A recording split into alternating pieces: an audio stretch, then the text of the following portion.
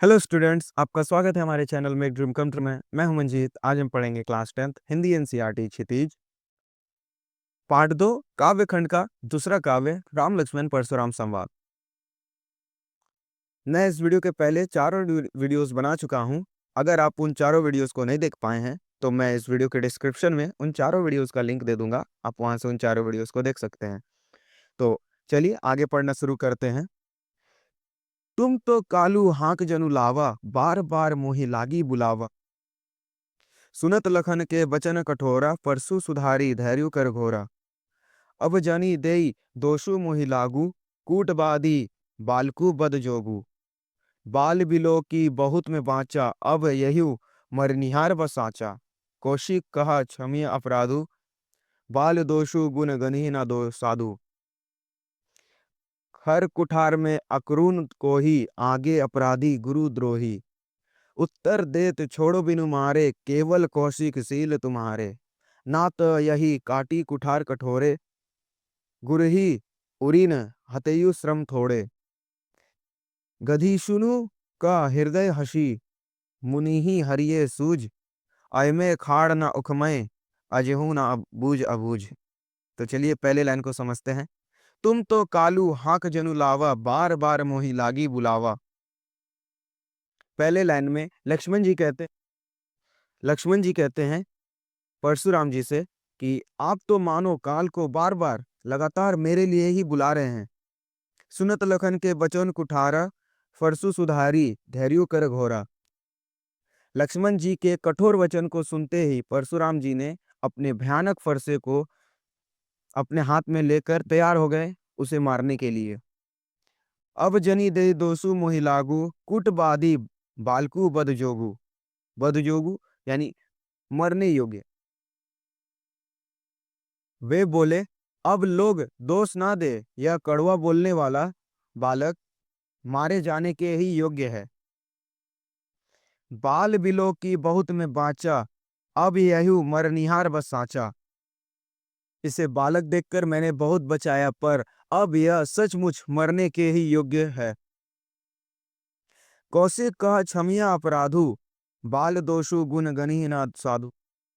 विश्वामित्र ने कहा, अपराध क्षमा कीजिए, बालक के दोष और गुण को साधु लोग नहीं गिनते हैं। खर कुठार में अकरुण को ही, आगे अपराधी गुरुद्रोही। अकरुण जिसमें करुणा ना हो। फिर आगे परशुराम जी बोले, तीखी धार का कुठार, मैं दया रहित और क्रोधी, और यह बालक गुरुद्रोही और अपराधी। उत्तर देत छोड़ो बिनु मारे, केवल कौशिक सील तुम्हारे। मेरे सामने उत्तर दे रहा है ये बालक, इतने पर भी मैं इसे बिना मारे छोड़ रहा हूं। ना तो यही काटी कुठार कठोरे, गुरही उरीन होतयु श्रम थोड़े। नहीं तो इसे इस कठोर कुठार से काट कर थोड़े ही परिश्रम से गुरु से उत्तीर्ण हो जाता मैं इसे मारकर। गधी सुनु का हृदय हसी, मुनिहि हरियारे सूझ। गधी सुनु यानी गधिया के पुत्र यानी विश्वामित्र। विश्वामित्र ने अपने हृदय में ही हंसकर कहा, मुनि को हरा ही हरा सूझ रहा है अभी भी। अयमय खाड़ ना उखमय, अजहू ना बूझ अबूझ। अयमय यानी लोहे से बना हुआ, लोहे का बना हुआ। उखमय यानी गन्ने से बना हुआ। इस लाइन का अर्थ है कि श्री राम और लक्ष्मण जी को साधारण क्षत्रिय ही समझ रहे हैं अभी तक परशुराम जी, किंतु यह लोमही यानी लोहे से बने हुए अर्थात फौलाद की बनी हुई खड़ग है। उख से बने हुए नहीं है ये, जो मुंह में लेते ही गल जाए। खेद है मुनि, अब भी नासमझ बने रहे, इनके प्रभाव को नहीं समझ पा रहे हैं। तो चलिए इसे एक बार शॉर्ट में पढ़ते हैं।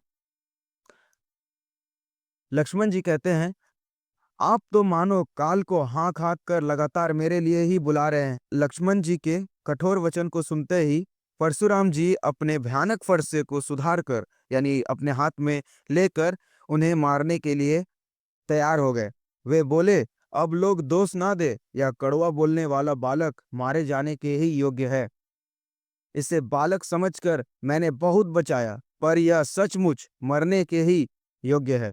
फिर विश्वामित्र ने कहा, अपराध क्षमा कीजिए।